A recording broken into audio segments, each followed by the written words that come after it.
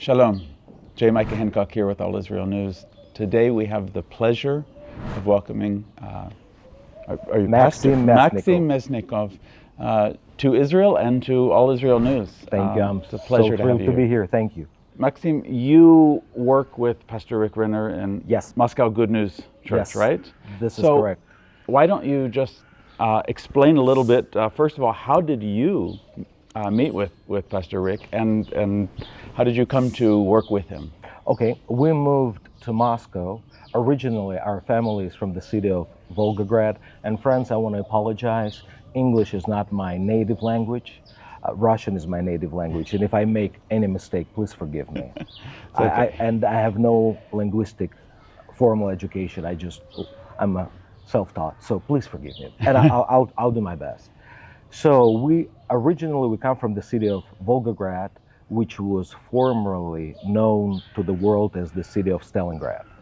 Enemy at the Gate, famous movie. It's about my hometown. So we moved to Moscow in the year 1996. And my wife and I, we were young, we started a church, we were pastors. It was a great time of learning. But once I heard Rick Renner preaching, and I loved the way he was teaching the Word of God so much. Mm-hmm.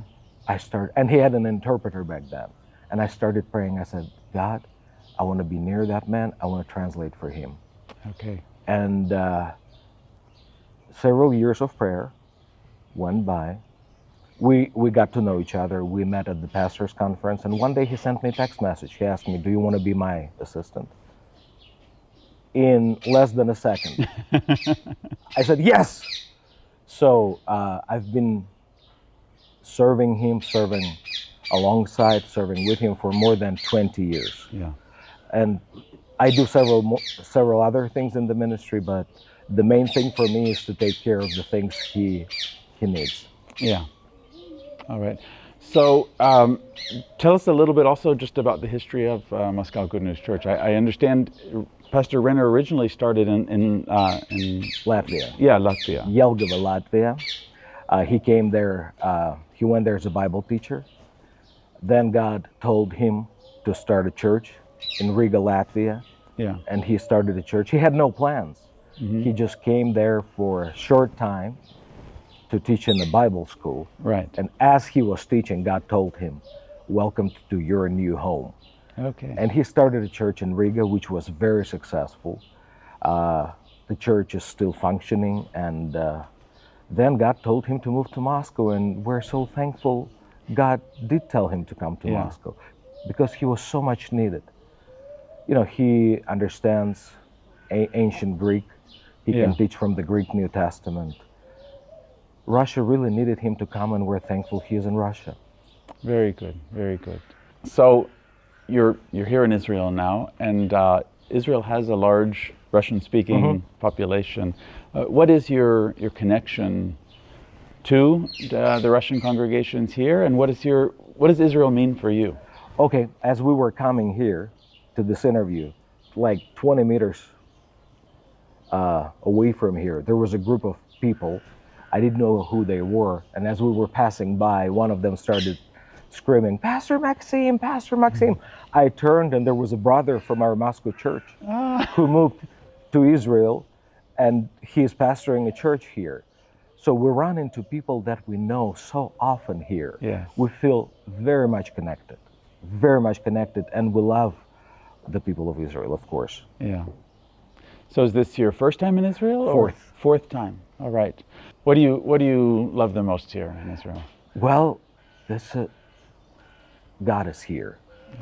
This land belongs to God. Mm-hmm. And I agree with those who say that Israel is like fifth gospel, right? Yes. This land preaches. Yeah. Bible becomes alive. And I had the honor of accompanying Pastor Rick in most of his trips. And he does excellent programs. Mm-hmm. And we go to places like Turkey. Right. Of course, today Turkey is a Muslim state, and Right. We understand that. But back then, there was no Turkey. Yeah. It was all one Roman Empire. Yes. And the cities like Ephesus, Pergamum, Thyatira, Sardis, Philadelphia, all of the cities are in Turkey. Yeah. And we went there more than 40 times. Wow. 40 times. We go there when Pastor Rick works on his next book. Yeah. We go there when he needs to film more programs. And I had the privilege of organizing all of those trips, accompanying him. You know, my life, I spend my life serving that man. Yeah. I translate for him when he preaches. He preaches in English, I translate into Russian. And it's so much fun to travel with him and to see all those biblical places.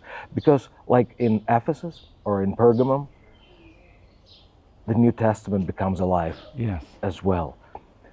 Recently we went to see the Noah's Ark, which was discovered. Yeah. We went there twice. It's in Turkey. It's amazing. Bible is real. Yeah. When you come to places like this, you realize Bible is real and God exists. Yes. Yeah.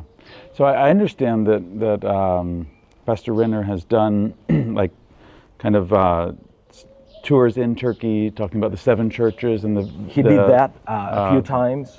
Voyage of Paul, I think, as well. He did that a few times. Mainly we go there to film. Okay. But several times he would take a group. Once we took 150 people, and boy, he is the best guide.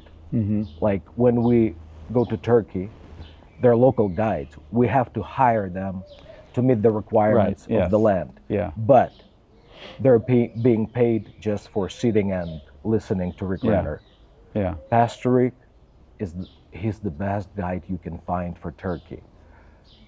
On the bus, he explains. Then when we check into any hotel, he gathers the group and he tells them, okay, tomorrow we're gonna see Ephesus. This is what you're gonna see. This is spiritual meaning or significance. So Yeah. he teaches. Then Yeah. he takes the group. Yeah. It's wonderful, and Yeah. he's amazing. Even in Moscow, he knows the Moscow Kremlin Museum, the armory better than any guide. When we go there, when we take Yeah. groups there, like our friends that come to Moscow from America, we pay the guide just for following us in the back, and Yeah. he tells everything. Yeah.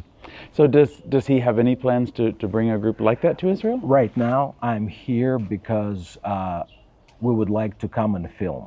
Okay. We came here several times to film, and right now we want to come again.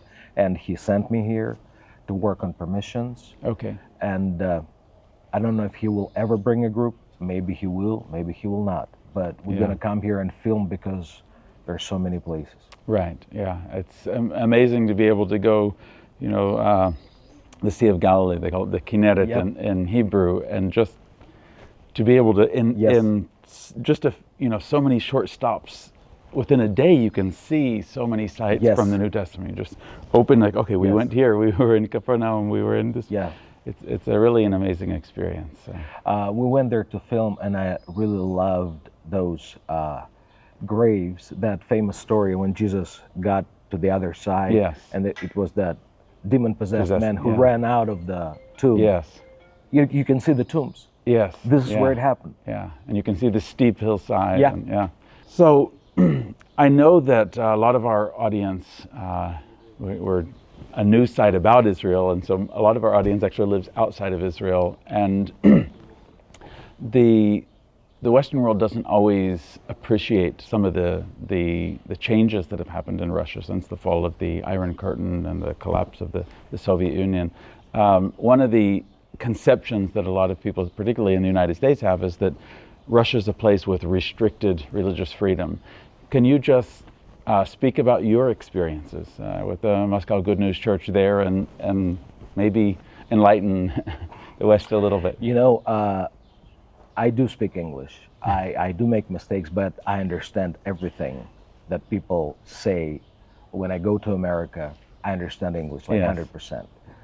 And when I hear things like that, I want to start laughing. I do not even know why do people in the West think that we have restricted religious freedoms.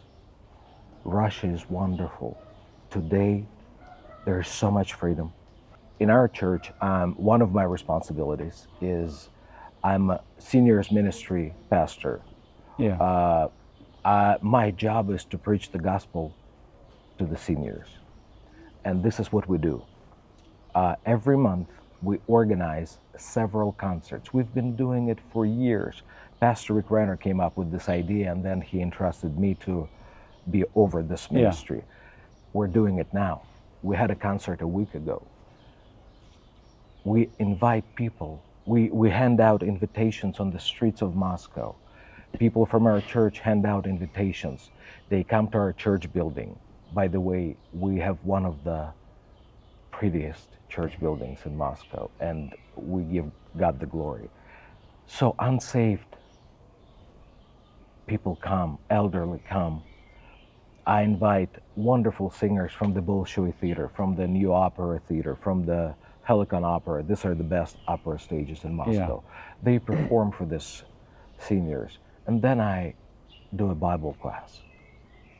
And nobody ever told me that I was doing something wrong. Yeah. You can preach the gospel. Our government is really trying to protect family values. There is no, you cannot be involved in any kind of gay propaganda. You will get in trouble. Yeah. If you promote gay agenda, if you promote gay agenda, you will get in trouble. Our government wants our families to be healthy. Our government wants us to preach the gospel. So I don't even know how to answer this question. Yeah. Yeah. And I'm being very honest. Right. I'm a first-hand witness. Yes. I do the work. Yeah. Every time somebody starts talking about relationships between countries, governments, I always think of Jesus. Yeah. I always think of Jesus. Jesus is our main example. He's our, how do you say, role model? Role model, yes. Jesus is our role model. And he lived here in this country. We're right here where Jesus walked. Yes. So it's very proper to think, to remember and to think of his example, of the example he left. Yes. When Jesus came to this earth, he was 100% God, he was 100% man. Yeah. So he was 100% God and he was 100% Jew. Judea, this land, was occupied by the Romans. Yes. Romans did horrible things to the Jews. Yeah. Horrible things. I'm not the main expert in the New Testament or of the New Testament, but I know it pretty well. Jesus is my example. Jesus is my role model. Mm-hmm. I cannot find even one verse in the Bible, not even one, where Jesus would say anything against the government. Right. Not even one. Yeah. And if we Christians, if we say that Jesus is our main example, he lives in us. Yeah. We should follow his example. Do not get involved in politics. Because when Christians get involved in politics, they cannot be really successful in preaching the gospel. We should reconcile. Yeah. We should preach the gospel. Our job is to make sure that people are not going to hell. Yeah. So when somebody talks or asks me about politics, I immediately think, I want to be like Jesus. Mm-hmm. I don't want to say anything against anybody because I want to preach the gospel, the good news. Exactly. So you said you've been there a little over 20 years, right? With more than 20 years with Pastor Rick. So I'm sure in that time you have a lot of experience, you've seen many changes. Maybe you could tell us about some maybe issue or difficulty that faced the church where you really saw God provide, lead in such a way that you knew, wow, this is from God. Yeah. And he's giving us the direction for the next step forward. Probably every church can say that. At least in Russia. I know in America too, in the Western world, as well. When COVID Yeah. came or hit at the end of 2019, Right. churches could not have meetings, Yeah. and it was not happening just in Russia. It was happening All over the world. all over the world. And what I loved, it's wonderful to follow a leader who hears God. And Pastor Rick Renner is this kind of a leader. Probably 1 year before COVID came, he started saying, we must build an online church, online church, online church. He was saying it and saying it, being inspired or led by the Spirit of God. And people were like, back then it was such a new idea. Right. Online church, who needs? Nobody knew that COVID would come. Right. And he was just saying, online church, online church. He started finding specialists. He started hiring computer guys. And we started creating this online church called, in Russian it's Благая Весть Online, Online Good News Church. And it started growing. Sunday school or kids classes were created online. Worship for kids, pastoral care, all kinds of consultations, everything online. And I know pastors that were kind of like, they were laughing. They were like, Yeah. what is it that Pastor Rick is doing? Pastor Renner is doing? Why is he even talking about online church? Everybody enjoys Yeah. regular church. But not until COVID hit. Yeah. When COVID came, we were ready. Wow. We were ready. When other churches could not minister, I always say it was kind of like we entered the ark. And Pastor Renner was like Noah, who was saying, let's build this online church, let's invest, because we must be able to minister to people in any situation. All churches in all countries suffered. Most of the churches, I should say, but Moscow Good News Church was ready. And he was kind of like Noah. People were laughing at Noah, people were laughing at Pastor Renner, but at the end we all saw that he hears from God. Wow, amazing. And today, Yeah. every month, 250,000 Russian-speaking people from all over the world, they go to our website, every month receive spiritual food from our online church. And we're thankful to God. Yes. Yeah. That's amazing. We're in the middle of a conflict. We have here Jewish believers, Gentile believers, Arab believers. I think what you said about not getting into politics is helpful. But is there any other message that any encouragement or something you would want to give to the believing community here in Israel?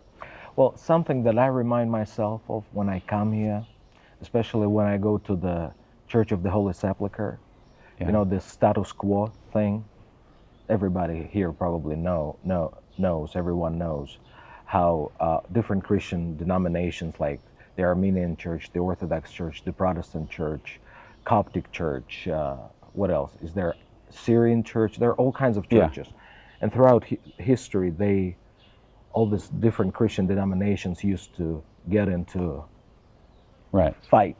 Like, this is our place. We're going to have our minute service here. This is our time. Right. And finally, one of the Muslim rulers, I believe it was a Turkish ruler, he had to intervene.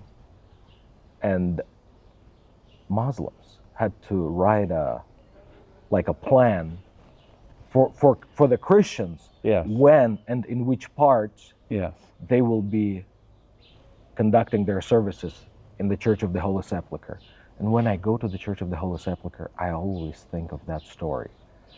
That, if I may say that, God had to use a Muslim ruler to teach his kids, his children, Christians, not to fight with each other. Yeah. Let's not fight.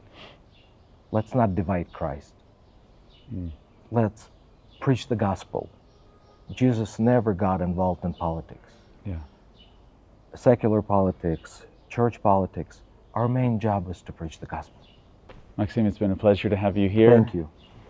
Welcome to Israel again, and I just pray that your time here would be blessed, that God would lead you in all of your steps for a blessing to you and to your congregation back home and all those that will be benefited from the work you're doing. Thank you so much. This has been J. Micah Hancock with All Israel News. Please follow us for all the latest news from Israel, and if you also watch Moscow Good News Church, leave a note in the comments telling us where you watch from.